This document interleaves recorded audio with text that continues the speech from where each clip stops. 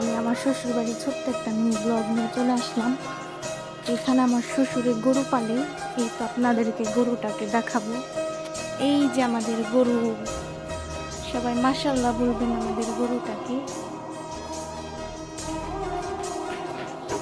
এই যে গরুটা আবার আমার একটু গুতা দিবার, যাই হোক এখান থেকে চলে গেলাম। এই যে আমাদের বাড়িটা এখনো কমপ্লিট হয় না, অনেক কাজই বাকি আছে। এই যেখানে আমার শ্বশুর অনেক ধরনের গাছ লাগিয়েছে। এই যে আমার গরুর খাবার, এই যেখানে আবার পেঁপে গাছও লাগিয়েছে। এখানে অনেক ধরনেরই গাছ আছে, সিম গাছ, যাই হোক এখানে আমার শ্বশুরে বাগান করেছে। এরপরে এখানে অনেক বড় একটা পেয়ারা গাছ, অনেক ধরনেরই গাছ আছে। এবার চলে যাব রুমের ভিতরে।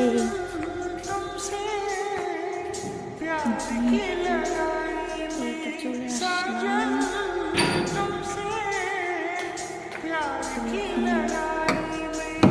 আমার শাশুড়ির রুম দেখাবো আপনাদের। এই যে আমার শাশুড়ির রুম, এখানে কত হাত পাতি সাজিয়ে রাখছে রান্না বান্না করার জন্য। ওই পাশেটা রান্নাঘর, অনেক কিছু কমপ্লিট হয় নাই, এখানে আমরা খাবার দাবার খাই। এই যে আমার রুম,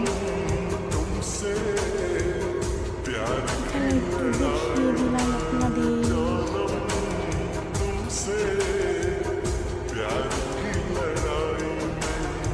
তো আজকে কি রান্না দিয়েছি, এখানে লাউ দিয়ে চিংড়ি মাছ, আর এখানে ভাত, আর এখানে সোয়াবিন করেছে, পালং শাক ভাজি।